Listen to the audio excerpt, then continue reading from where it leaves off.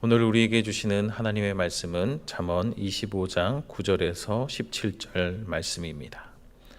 잠언 25장 9절에서 17절 말씀을 교독하고 마지막 17절은 합독하겠습니다. 하나님의 말씀입니다. 너는 이웃과 다투거든 변론만 하고 남의 은밀한 일은 누설하지 말라. 듣는 자가 너를 꾸짖을 터이요 또 내게 대한 악평이 내게서 떠나지 아니할까 두려우니라. 경우에 합당한 말은 아로 새긴 은쟁반의 금사관이라. 슬기로운 자의 책망은 청종하는 귀의 금고리와 정금 장식이니라. 충성된 사자는 그를 보낸 이에게 마치 추수하는 날의 얼음 냉수 같아서 능히 그 주인의 마음을 시원하게 하느니라. 선물한다고 거짓 자랑하는 자는 비 없는 구름과 바람 같으니라. 오래 참으면 관원도 설득할 수 있나니 부드러운 혀는 뼈를 꺾느니라. 너는 꿀을 보거든 조카리만큼 먹으라. 과식함으로 토할까 두려우니라. 너는 이웃집에 자주 다니지 말라. 그가 너를 싫어하며 미워할까 두려우니라. 아멘. 우리는 계속해서 솔로몬의 잠언을 묵상하는 중에 있습니다. 오늘 본문은 우리가 마주하는 여러 상황, 예를 들어 분쟁, 충고, 교제 등에서 어떻게 행동하고 말해야 하는지에 대한 실제적인 지침을 우리에게 말해주고 있습니다. 이 지침들은 단순히 인간적인 처세술이 아니라 하나님 앞에서 의롭고 거룩한 삶을 살기 위한 지혜의 말씀입니다. 먼저 9절과 10절 말씀을 함께 살펴보겠습니다. 9절에서 10절 말씀입니다. 너는 이웃과 다투거든 변론만 하고 남의 은밀한 일은 누설하지 말라. 듣는 자가 너를 꾸짖을 터이요 또 내게 대한 악평이 내게서 떠나지 아니할까 두려우니라. 솔로몬은 급한 송사나 언쟁을 피하고 송사 또는 언쟁하게 될 때는 반드시 변론에 필요한 말만 하며 상대방의 비밀을 누설하지 말라라고 말합니다. 사람은 때로 굳이 송사나 언쟁하지 않아도 될 일에 휘말리곤 합니다. 이는 자기 감정을 억제하지 못하고 깊이 생각하지 않은 채 행동하기 때문입니다. 9절은 그러한 분쟁이 생겼을 때 문제를 공개적으로 확대하기보다는 당사자와 직접 해결하려 노력해야 한다는 것을 시사합니다. 그리고 혹 분쟁 중이라 할지라도 상대방의 비밀을 폭로하는 것은 피해야 하는 악행이라고 말합니다. 상대방의 약점을 잡아 분쟁에서 이기려는 목적은 결국 자신을 비열하고 추한 자로 전락시키며 관계를 돌이킬 수 없는 적대적인 관계로 만들 뿐이기 때문입니다. 10절에 꾸짖다로 표현된 히브리어 하사드가 강의형 미완료형으로 사용될 때 그 의미는 저주하다, 멸시하다는 뜻으로 사용이 됩니다. 이는 한 번의 꾸짖음으로 끝나는 것이 아니라 지속적인 저주와 멸시의 대상이 될 수 있다라는 것입니다. 이어서 악평이 떠나지 아니할까라는 표현은 강한 부정의 의미를 담아 절대적이고 영속적인 부정적인 결과를 암시하는 것으로 자신이 타인에게 행했던 것처럼 온갖 수치와 비방을 당하게 될 수 있음을 강력히 경고하고 있는 것입니다. 9절과 10절은 타인의 신뢰를 배반하는 행위가 얼마나 심각한 결과를 초래하는지 우리에게 말씀해주고 있습니다. 우리가 받은 신뢰를 소홀히 여겨 남의 비밀을 누설한다면 그로 인한 불명예는 쉽게 사그라지지 않으며 우리 스스로도 고통스러운 상황에 처하게 될 것입니다. 따라서 우리는 다른 사람의 약점이나 숨기고 싶은 것을 알고 있다면 그 아는 것에 책임감을 느껴야 하며 항상 신중하게 말하고 행동해야 합니다. 이는 우리의 인격과 신앙의 성숙도를 보여주는 중요한 지표가 되기에 그렇습니다. 이처럼 신중하고 절제된 언행은 관계의 신뢰를 지키는 기본인 것입니다. 그렇다면 우리의 말은 어떤 힘을 가질 수 있는지 계속해서 11절과 12절의 말씀을 통해 지혜로운 말의 아름다움과 그 영향력에 대해서 살펴보겠습니다. 11절과 12절 말씀입니다. 경우에 합당한 말은 아로 새긴 은쟁반의 금사관이라. 슬기로운 자의 책망은 청종하는 귀의 금고리와 정금 장식이니라. 11절은 경우에 합당한 말이 마치 귀한 은쟁반에 놓인 금사과처럼 아름답고 귀하다는 것을 비유적으로 표현합니다. 적절한 때에 적절한 방식으로 전해진 말 한마디는 그 자체로 귀한 보석과 같습니다. 이는 말이 단순한 정보 전달의 수단이 아니라 관계를 풍요롭게 하고 생명을 살리는 힘을 지녔다라는 것을 말해주고 있는 것입니다. 아름다운 말 한마디가 분위기를 바꾸고 관계를 풍요롭게 할 수 있음을 우리에게 다시 한번 일깨워주고 있습니다. 12절은 슬기로운 자의 책망이 청종하는 귀에 금고리 곧 정금 장식과 같다라고 말합니다. 책망은 듣기 어려운 거북한 말일 수 있지만 지혜로운 사람의 충고는 그것을 겸손히 받아들이는 이에게 귀한 보석처럼 유익하다라는 뜻입니다. 책망의 말이 때로 듣기 불편할 수 있지만 지혜로운 사람이 사랑과 분별력을 가지고 건네는 충고는 듣는 사람에게 고통이 아니라 성장을 위한 귀한 보석이 될 수 있습니다. 이는 우리가 비판을 수용하는 겸손한 태도를 가져야 할 뿐 아니라 책망할 때도 그 말을 들을 상대에 따라 지혜롭게 그리고 사랑을 담아서 해야 함을 또한 우리에게 가르쳐 주고 있습니다.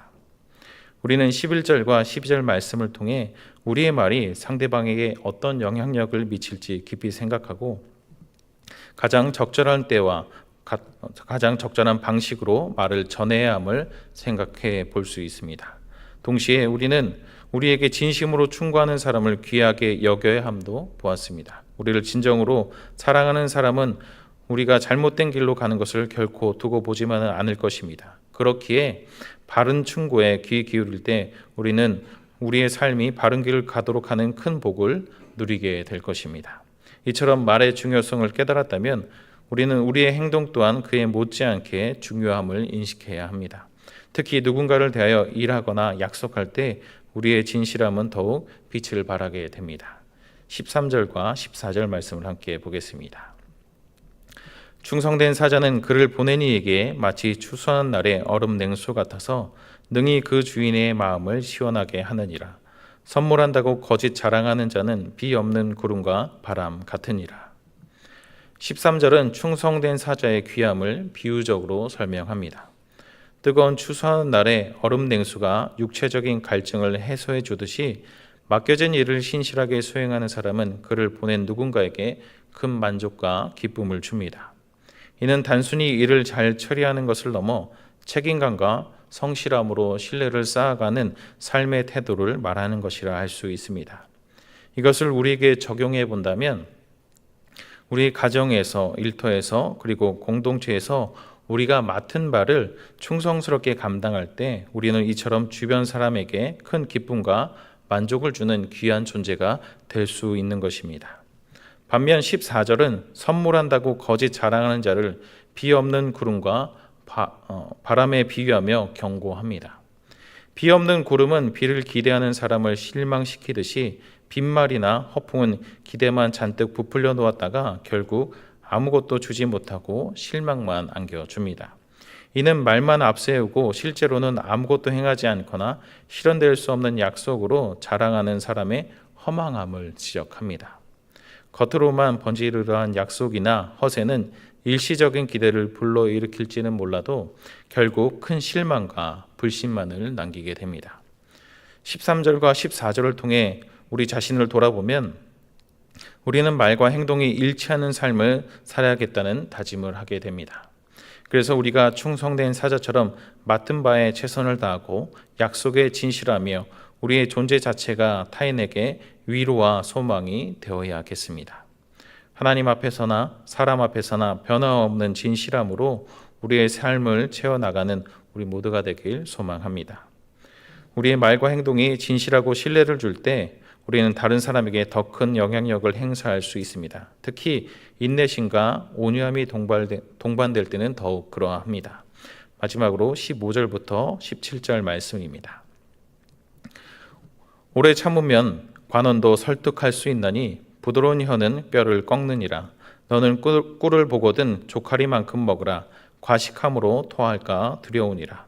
너는 이웃집에 자주 다니지 말라. 그가 너를 싫어하며 미워할까 두려우니라.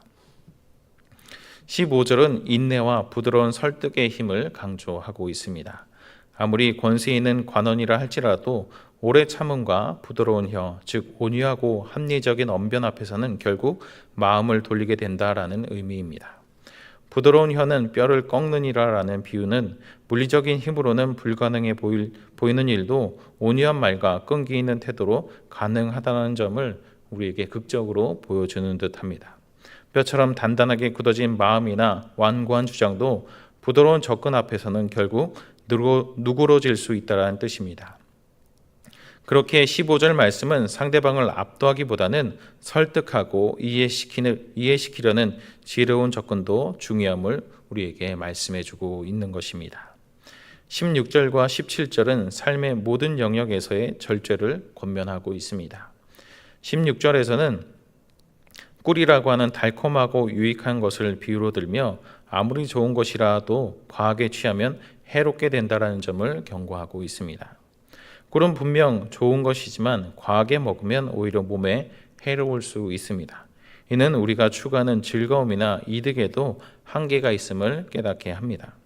물질적인 풍요나 쾌락 역시 지나치면 영적으로나 육체적으로 해악을 초래할 수 있습니다. 이것은 우리가 누리는 즐거움과 행복 속에서도 적절한 선을 지키는 지혜가 필요함을 우리에게 알려주고 있습니다. 이와 연결하여 17절은 내 이웃집에 자주 다니지 말라. 그가 너를 싫어하며 미워할까 두려우니라 라고 그렇게 충고해주고 있습니다. 아무리 좋은 이웃관계라도 과도한 빈번한 방문은 상대방에게 부담을 주어 결국 관계를 해칠 수 있다라는 것입니다. 여기서 미워할까에 해당하는 히브리어 사내는 혐오하다, 증오하다라는 강한 부정적 의미를 지니며 계속적 와우와 와우 용법과 함께 사용되어 그러한 감정이 지속해서 생겨날 것임을 강조하고 있습니다. 즉 관계의 건강함을 유지하기 위해 우리가 타인의 공간과 시간을 존중하고 적절한 거리를 유지하며 배려하는 태도의 중요성을 강조한 것이다 라고 할 수 있습니다. 사랑하는 교우님들, 오늘 잠언 25장 9절부터 17절 말씀을 통해 관계 속에서 지혜롭게 살아가는 것의 중요성에 대해서 함께 묵상했습니다. 분쟁을 지혜롭게 처리하고 비밀을 지키며 신뢰를 쌓고 적절한 때에 말하고 겸손히 충고를 받아들이며 맡은 바에 신실함과 진정성을 다하고 인내와 온유함으로 사람의 마음을 얻고 모든 영역에서 절제와 적절함을 지키는 것, 이 모든 것이 바로 하나님께서 우리에게 원하시는 지혜로운 삶의 모습일 것입니다. 이 세상은 관계의 연속입니다. 우리는 하나님과의 관계 속에서 살아가며 이웃과의 관계 속에서 우리의 신앙을 증명하며 살아갑니다. 우리의 일상적인 말 한마디, 행동 하나하나가 관계에 영향을 미치고 궁극적으로는 우리의 삶과 신앙의 질을 결정합니다. 하나님께서는 우리가 이 세상에서 거룩한 영향력을 끼치며 그분의 영광을 드러내기를 원하십니다. 이를 위해 우리는 단순히 선한 의도만을 가지고 살 것이 아니라 잠언이 가르쳐주고 있는 실질적인 지혜를 우리의 삶에 적용해야 합니다. 우리의 지혜로운 말과 행동은 우리 자신과 주변 사람에게 복이 될 뿐만 아니라 하나님을 영화롭게 하는 통로가 됩니다. 오늘 말씀을 우리 마음 가운데 새겨 매일의 삶 속에서 말로만 그리스도를 안다라고 말하는 것이 아니라 그 삶을 통해서 그리스도를 아는 온전한 자의 삶을 신실하게 살아가는 저와 교우님들이 되기를 주님의 이름으로 간절히 축원합니다. 함께 기도하겠습니다.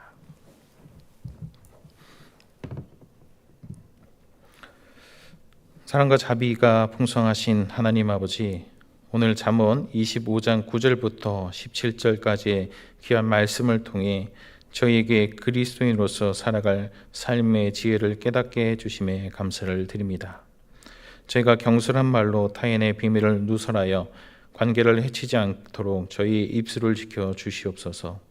오히려 경우에 합당한 말과 지혜로운 책망으로 이웃을 세우고 공동체를 아름답게 하는 저희들이 될 수 있도록 인도하여 주옵소서.